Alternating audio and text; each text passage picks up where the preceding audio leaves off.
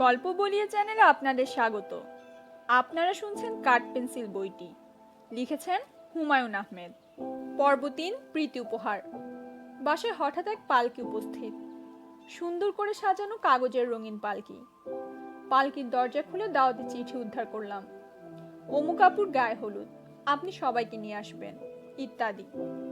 সবকিছু বদলে দেবার জন্য চারদিকে ভালো হইচই শুরু হয়েছে। অধ্যাপক আনিসুজ্জামানকেও দেখলাম নিজেকে বদলানোর জন্য কাগজপত্রে দস্তখত করছেন। লোকমুখে শুনেছি তার বাসার কাজের ছেলেকে তিনি এখন দুবেলা পড়ান। কাজের ছেলে চাকরি ছেড়ে পালিয়ে যাবার ধান্দায় আছে। তাকে ঘর থেকে বের হতে দেয়া হচ্ছে না। গ্রাজুয়েট হয়ে বের হবে, তার আগে না। দেশ অবশ্যই নিজের নিয়মেই বদলাচ্ছে। পালকির ভেতরে নিমন্ত্রণপত্র তার প্রমাণ। নিমন্ত্রণের ধরন পাল্টাচ্ছে, বিয়ের আচার অনুষ্ঠান পাল্টাচ্ছে। আমার ছোট ভাই আহসান হাবিবের কাছে শুনলাম সে মাথায় টুপি পরে কোনো এক কুলখানিতে গিয়েছিল। সেখানে মিলাদের পরিবর্তে হঠাৎ করে মৃত ব্যক্তির প্রিয় গানের আসর বসলো। আহসান হাবিব চট করে টুপি পাঞ্জাবির পকেটে লুকিয়ে ফেললো এবং গানের তালে তালে মাথা দোলাতে লাগলো। আহসান হাবিব যেহেতু উন্মাদ নামক পত্রিকা চালায়, তার সব কথা বিশ্বাসযোগ্য না। বিয়ের আচার অনুষ্ঠান কিভাবে বদলাচ্ছে সেই নিয়ে কিছুক্ষণ গল্প করি। আমার শৈশবে বিয়ে অনুষ্ঠানের প্রধান অনুষঙ্গ ছিল প্রীতি উপহার নামক এক যন্ত্রণা। কেন যন্ত্রণা বলছি তা ব্যাখ্যা করব, তবে তার আগে প্রীতি উপহার বিষয়ে বলি। বর কনেকে আশীর্বাদ এবং বরণসূচক ছড়া সংকলনই প্রীতি উপহার। সস্তা কোনো প্রেস থেকে এই জিনিস ছাপা হয়ে আসতো। শুরুতে ছবি, মেহেদি পরা একটা হাত পুরুষের গরিলা টাইপ রোমশ হাতকে হ্যান্ডশেক করছে, কিংবা এক কিশোরী পরী মালা হাতে আকাশে উঠছে। প্রীতি উপহারের শুরুটা হয় এইভাবে: দোয়া মাগি তোমার হাতে ওগো দয়াময়, দুইটি প্রাণের মিলন যেন পরম সুখের হয়। এখন বলি কেন প্রীতি উপহারকে আমি যন্ত্রণা বলছি। আমার বাবা তার সমস্ত আত্মীয় স্বজনের বিয়েতে প্রীতি উপহার দেওয়া অবশ্য কর্তব্য মনে করতেন। রাত জেগে নিজেই লিখতেন। বিয়ের আসরে এই কাব্য আমাকেই পাঠ করে শোনাতে হতো। পাঠ শেষে জনে জনে তা বিলি করা হতো। তারপর আমাকে প্রীতি উপহার নিয়ে পাঠানো হতো মেয়ে মহলে। কনেকে ঘিরে থাকতো তার বান্ধবীরা। তারা তখন আমাকে নিয়ে নানান রঙ্গরসিকতা করত। আমি যথেষ্ট আবেগ দিয়ে প্রীতি উপহার পড়ছি, এর মধ্যে কেউ একজন বলে বসলো, এই বান্দর চুপ কর।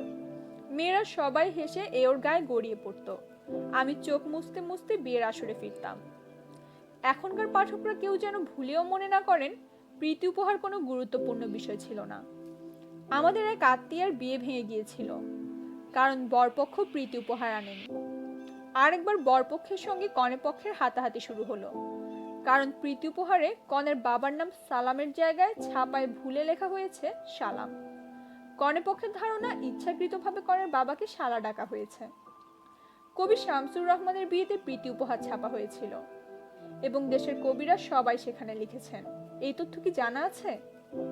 যে সংকলনটি বের হয় তার নাম কবি শামসুর রহমানই দেন। নাম জীবনের আশ্চর্য ফাল্গুন। সওগাত সম্পাদক মোহাম্মদ নাসির উদ্দিন তার প্রেসে ছেপে দেন। সূত্র বাংলাদেশের বিবাহ সাহিত্য, আব্দুল গাফফার চৌধুরী। প্রাচীনকালে বিয়ে কিভাবে হতো তা বললে পরিষ্কার বোঝা যাবে আমরা কতটা বদলেছি। বৈদিক যুগে কোনো তরুণীর বিয়ে একজনের সঙ্গে হতো না, তার সমস্ত ভাইদের সঙ্গে হতো। ঋগ্বেদে এবং অর্থবেদে এমন কিছু শ্লোক আছে যা থেকে বোঝা যায় বড় ভাইয়ের স্ত্রীর সঙ্গে যৌন মিলনের অধিকার কনিষ্ঠ ভাইদেরও থাকতো। এই দুই গ্রন্থের সামনে ছোট ভাইকে বলা হয়েছে দেবব্রী, অর্থাৎ দেবর, দ্বিতীয় বর। বেদের জ্ঞাতিত্ব সূচক কয়েকটি শব্দ থেকে পরিষ্কার বোঝা যায় যে স্ত্রীলোকের অনেক স্বামী থাকতো। এর কারণও কিন্তু আছে। আর্যরা যখন এই দেশে ঢুকলো তখন তাদের সঙ্গে মেয়ের সংখ্যা ছিল খুবই কম। আর্যরা দেশি কৃষ্ণ রমণীদের প্রচন্ড ঘৃণার চোখে দেখত।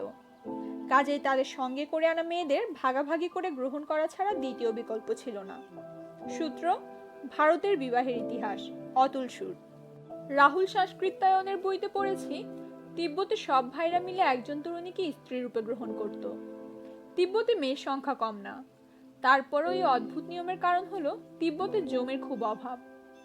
সব ভাই যদি আলাদা হয়ে সংসার শুরু করে তাহলে জমি ভাগাভাগি হয়ে কিছুই থাকবে না।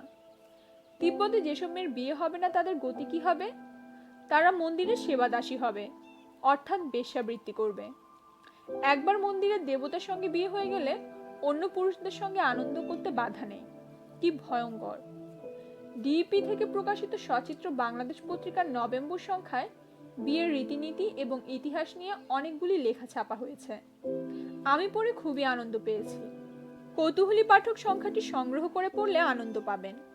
সেখান থেকে উকিলবাব বিষয়ে লেখাটি তুলে দিচ্ছি। ইসলামী শরীয়ত, উকিলবাব প্রসঙ্গ।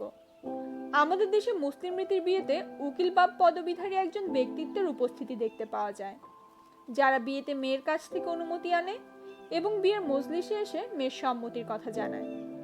এই উকিলবাবকে এতই গুরুত্ব দেওয়া হয় যে এটা না হলে বিবাহ হবে না বলে মনে করা হয় এবং পরবর্তীতে এই উকিল বাবাকে মেয়েরা নিজের বাবার মতো শ্রদ্ধা করে থাকে। তার নাম বিয়ের রেজিস্ট্রেশন ফর্মেও তোলা হয়। অধিকাংশ ক্ষেত্রে দেখা যায় এই উকিলবাব ব্যক্তিত্বটি এমন একজন ব্যক্তি হয়ে থাকেন যার সাথে পিতৃতুল্য সম্পর্ক হওয়া সম্ভব নয় বা মেয়ের সাথে তার দেখা সাক্ষাৎ হওয়া জায়েজ নয়। পিতৃতুল্য শ্রদ্ধা জানাতে গিয়ে মেয়েরা পদবী বিষয়টিকে বিবেচনায় রাখা প্রয়োজন মনে করে না। এতে করে উভয়ে গুণাগার হয়ে থাকেন। মুসলিম রীতির বিয়েতে উকিলবাব পদবীটি অত্যন্ত গুরুত্বপূর্ণ হিসেবে প্রচলিত হলেও বিষয়টি শরীয়ত বিরোধী একটি প্রথা, কারণ শরীয়তে উকিলবাবের কোনো ধারণা নেই। ইসলাম ধর্মমতে প্রতিটি মেয়ের জন্য পর্দা করা ফরজ হওয়ায় উকিলবাব সম্পর্কটি হারাম বলে বিবেচিত হয়। মেয়ের কাছ থেকে অনুমতি নেওয়ার জন্য তৃতীয় পক্ষ উকিলবাবের চেয়ে তার বাবা অথবা ভাইয়ের দায়িত্ব পালন করাই শ্রেয়। উপরিউক্ত ফতোয়া সংগ্রহ করা হয়েছে মুফতি মনসুরুল হক, ইসলামী বিবাহ, রাহমানিয়া পাবলিকেশনস, ঢাকা, 2005, পৃষ্ঠা 18-19 থেকে। আমি অনেক মেয়ের উকিল বাবা হয়েছি, এখন ঠিক করেছি আর না। উকিল দাদু হবার বিধান থাকলে অবশ্য সেকেন্ড থট দিব। একটি সংশোধনী: বিয়ের গান হিসেবে লীলাবালি লীলাবালি গানটি প্রায় গীত হয়। আমাদের ছবি দুই দুয়ারিতেও গানটি ব্যবহার করা হয়েছে। গানটি গাওয়া হয়, লীলাবালি লীলাবালি বড় যুবতী সৈগ কি দিয়া সাজাই মুতরে। গানের কথায় ভুল আছে, বড় যুবতী হবে না, হবে বর ও যুবতী। এর অর্থ বর আসছে। আমার ভুলের কারণে এখন অন্যরাও ভুল করছেন। শেষে দেখা যাবে ভুলটাই প্রতিষ্ঠিত হয়ে যাবে। আদি ভুলের জন্য ক্ষমা প্রার্থনা করছি। ধন্যবাদ।